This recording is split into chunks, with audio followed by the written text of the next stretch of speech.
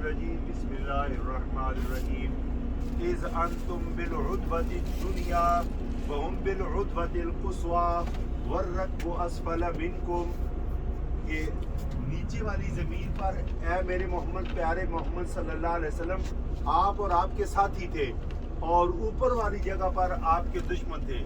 والركب اسفل منکم، اور گھوڑے سوار نیچے تھے، کیونکہ گھوڑوں کا کام پہاڑوں کے اوپر نہیں ہے، برابر زمین کے اوپر ہے۔ والركب اسفل منکم ولو تواعدتم لاختلفتم فی المیعاد ولکن لیقضی اللہ امرا کان مفعولا۔ اگر ظاہری طور پر دیکھا جائے تو مسلمانوں کو شکست ہوتی، کیوں؟ اس لیے کہ 313 کے مقابلے میں 950، 3 گنا زیادہ۔ ولیکن لیقضی اللہ امرا کان مفعولا، لیکن اللہ فرماتے ہیں میں نے اپنا ایک پلان بنایا ہوا تھا کہ میں نے اس پہلی لڑائی میں مسلمانوں ہی کو فتح دینی ہے، اور اس میں جو ان کے بڑے بڑے گرو گھنٹال تھے ان کی گردنیں توڑنی ہیں۔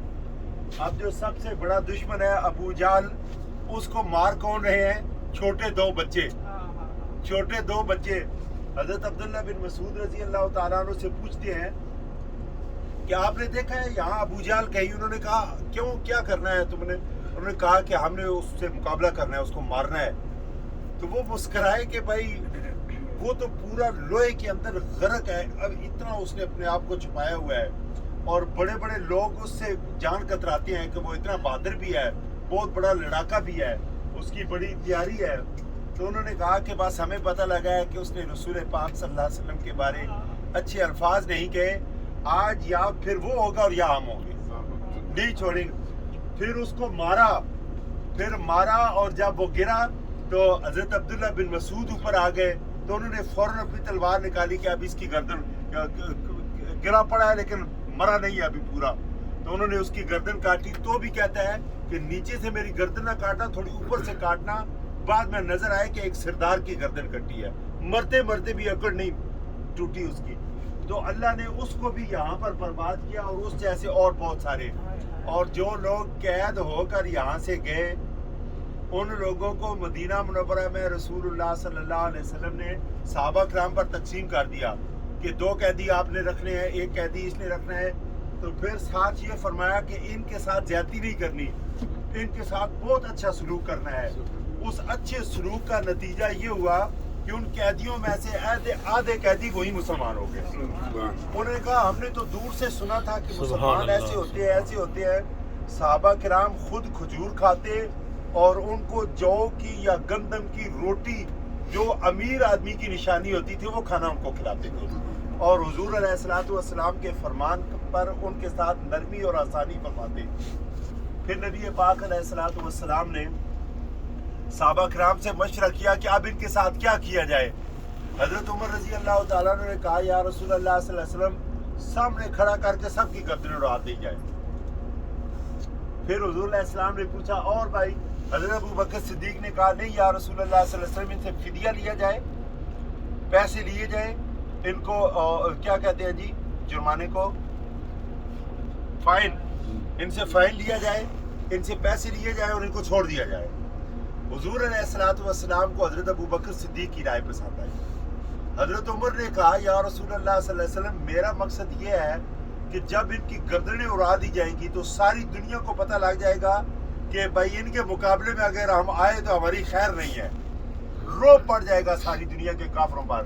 اور حضرت ابو بکر صدیق رضی اللہ تعالیٰ عنہ کے فرمانے کا مقصد یہ تھا کہ جب ہم ان سے پیسے لے کر چھوڑیں گے تو یہ ہمارے احسان کے نیچے آ جائیں گے، یہ جب واپس جائیں گے تو ان کی دشمنی تھوڑی کم ہو جائے گی، کہیں گے کیا پیسے آنے جانے والی چیز ہے، ہم بچ تو گئے ہیں نا، ہمیں مارا تو نہیں نا، ہمیں کچھ کہا تو نہیں نا، اس لیے ہمارا احسان ان کے اوپر ہو جائے گا۔ تو حضرت ابو بکر صدیق رضی اللہ تعالیٰ عنہ کے رائے پر فیصلہ ہوا، مگر قرآن کریم میں بعد میں اللہ رب العزت نے وہی نازل فرمایا لولا کتاب من اللہ سبق لمسکم فیما اخذتم عذاب عظیم۔ اے میرے پیارے نبی صلی اللہ علیہ وسلم، تقدیر میں نے یہی فیصلہ لکھا ہوا تھا، کہ ایک غزوہ بدر ہوگا اور اس میں کافر مقابلے میں آئیں گے، اور پھر یوں ہوگا اور یوں، میری مرضی سے یہ سارا کچھ۔ لیکن سنو، جو بات حضرت عمر نے کہی تھی وہ زیادہ بہتر تھی۔ یعنی کوئی آدمی فیصلہ کرتا ہے, سارے بندے اس سے پوچھتے ہیں کہ ہاں جی کب چلیں, سارے کہتے ہیں جی 10 بجے. تو زیادہ لوگوں کو دیکھ کر یا خاص آدمیوں کو دیکھ کر یا حالات کو دیکھ کر فیصلہ ہو گیا جی ٹھیک ہے 10 بجے چلیں گے. لیکن 10 بجے چلنے کے بعد پھر راستے میں ایک آدمی کہے یار لیکن میرا اپنا دل سی کہ 12 بجے چلتے ہیں. فیصلہ ہو گیا 10 بجے کا, لیکن اپنی پسند کی بات میں میرا دل تھا کہ 12 بجے چلتے ہیں. اس طرح اللہ رب العزت نے فیصلہ کر دیا, تقدیر میں لکھ دیا, اور صحابہ کرام کا فیصلہ ہو گیا, رسول اللہ صلی اللہ علیہ وسلم کا اعلان ہو گیا. لیکن فرمایا مزہ یہ تھا کہ ان کی ایک دفعہ گردنیں اڑا دی جاتی, ان کو پتہ لگ جاتا. بارکیف اس جگہ وہ 313 دفن ہیں جن کے بارے اللہ رب العزت نے اپنے پیارے نبی صلی اللہ علیہ وسلم کو فرمایا ان سب کو میں نے بخش دیا ہے. ایک صحابی جو اس لڑائی میں ساتھ تھے, یہاں تو شہید تو 14 ہوئے ہیں نا, 14, باقی تو 298 خود رسول اللہ صلی اللہ علیہ وسلم شامل ہے. 298 آدمی بعد میں وہ گئے کہ حضرت ابو بکر صدیق رضی اللہ تعالیٰ عنہ کی خلافت میں جب صحابہ کرام کی وہ کیا کہتے ہیں درجہ بندی کی جاتی, گریڈ کہتے ہیں گریڈ, تو سب سے اونچے درجے پر ان لوگوں کو رکھا جاتا جو بدر کے اندر شریک ہوئے تھے, وہ پہلے نمبر پر ہے. حضرت عمر کے زمانے میں جب مسلمانوں کو دیا جاتا تھا وظیفہ تو اس میں بھی جو بدر والے ہیں ان کا پہلا نمبر تھا. ایک بدر کے صحابی سے ایک غلطی ہو گئی, ان سے جب غلطی ہوئی اور رسول پاک صلی اللہ علیہ وسلم کو ان کی خبر پہنچ گئی, پتہ لگ گیا. ان کا نام تھا حاتب بن ابی بلتا, حاتب بن ابی بلتا.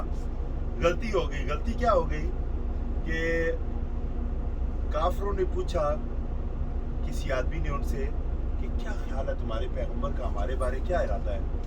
تو انہوں نے آگے پیچھے دیکھا, یوں کہا کہ تمہارے بارے میں یہ فیصلہ, یوں گردن کی طرف اشارہ کیا. تو انہوں نے کہا ٹھیک ہے. تو انہوں نے فوراً ایک چھوٹی سی پرچی لکھی اور ایک عورت کو دی اور اس کو کہا کہ جلدی جلدی تو یہاں سے مدینہ سے جا اور مکے جا کر وہاں فلانے آدمی مجھے دے دے, تاکہ ان کو پہلے پتہ لگ جائے کہ ہمارے بارے یہ فیصلہ ہو گیا ہے اور اپنی وہ تیاری کر لیں. رسول اللہ صلی اللہ علیہ وسلم کو وہی آ گئی کہ کافروں تک آپ کی خبر جا رہی ہے.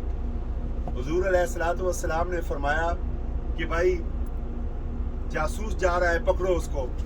اور پھر آپ نے وہ کنواں بتلا دیا جو راستے میں فلاں جگہ ہے بندہ. حضرت علی شیر خدا رضی اللہ تعالیٰ عنہ اور 2 صحابی اور 3 صحابہ کو بھیجا اور وہ گئے اور وہاں پر جا کر دیکھا کہ کوئی آدمی نہیں ہے, ایک عورت ہے اور وہاں پر وہ اپنا کیا کہتی ہیں اونٹ چرا رہی ہے. تو انہوں نے کہا کہ یہ آپ کی بات غلط نہیں ہو سکتی مگر یہاں تو کوئی ایسا چیز نہیں ہے. تو حضرت علی نے فرمایا کہ لگتا ہے یہ عورت ہی ہے جاسوس. اس کو پکڑا, اس سے پوچھا, اس نے پنجابی میں کہہ رہا ہوں یہ حقیقت نہیں ویسے یعنی قسم قرآن اٹھائی اس نے کہا نہیں مجھے کیا. تو انہوں نے جب اس کو تھوڑا ڈرایا دھمکایا تو انہوں نے کہا دیکھ ہمیں تو مجبور نہ کر, ہم کوئی ایسی خود ہم اگر تلاشی لیں گے تو یہ ٹھیک نہیں ہوگا, تو خود بتلا دے. تو وہ جلدی ڈر گئی. اس نے یوں اپنے بالوں میں ہاتھ ڈال کر ادھر سے ایک چھوٹا سا کاغذ کا ٹکڑا نکال کر دیا یا چمڑے کا جو بھی تھا, اس کے اوپر یہ بات لکھی ہوئی. اس کو پکڑ کر واپس لے آئے. جب واپس لے آئے تو حضور صلی اللہ علیہ وسلم نے انکوائری کی کہ یہ بات پتہ کیسے لگی. تو پتہ لگا کہ یہ حاتب بن ابی بلتا نے بتلائی تھی. حاتب بن ابی بلتا کو بلایا گیا اور ان سے پوچھا تو انہوں نے کہا جی ہاں میں نے کیا. تو حضرت عمر رضی اللہ تعالیٰ فوراً اٹھے دوڑے کہ بھائی میں ابھی ان کی گردن اڑا دوں. تو حضور صلی اللہ علیہ وسلم نے فرمایا رک جاؤ یا رسول اللہ صلی اللہ علیہ وسلم, اتنا بڑا کام انہوں نے کر دیا, یہ راز فاش کر دیا.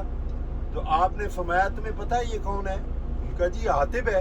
فرمایا نہیں, جو بات میں تمہیں کہنا چاہتا ہوں وہ یہ ہے کہ شاہدہ بدرن, یہ بدر کے اندر شریک تھا, یہ آدمی بدر کے اندر شریک تھا.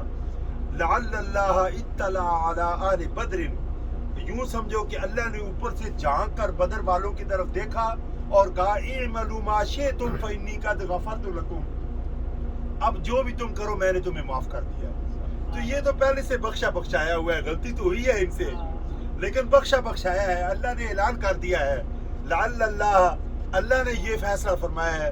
تو پھر حضرت حاتب بن ابی بلتا رضی اللہ تعالیٰ عنہ بہت شرمندہ ہوئے اور رسول اللہ صلی اللہ علیہ وسلم نے فرمایا کوئی بات نہیں, اللہ نے ہمیں شر سے بچا لیا, جو نقصان ہونا تھا یہ راز وہاں پہنچنا تھا تو وہ نہیں پہنچا, تو چلے کوئی بات نہیں. آپ صلی اللہ علیہ وسلم نے ان کو معاف فرما دیا اور انہوں نے اپنی اس بات پر بہت زیادہ استغفار کی, توبہ کی. بہرکیف یہ چیزیں ساری اسی غزوہ بدر کے ساتھ تعلق رکھتی ہیں. اللہ تعالیٰ ہمیشہ اسلام کو عزت اور فتح عطا فرمائے اور اللہ مسلمانوں کے اندر مجاہدین کو کھڑا فرمائے. پوری دنیا میں اس دور میں معمولی سی جھلک دکھائی افغانستان کے لوگوں نے تو دنیا کا سب سے بڑا کفر بھی ان کے قدموں میں جا کر بیٹھ گیا. لیکن آج ان کو تنگ کر رہے ہیں لیکن مٹا تو نہیں نہ سکے, ان کو ختم تو نہیں نہ کر سکے نا. تو اللہ رب العزت ہمیشہ دلیروں کا ساتھ دیتے ہیں, لیکن کوئی دلیر ہو اللہ پاک توفیق نصیب فرمائے. جزاک اللہ جی, بہت شکریہ.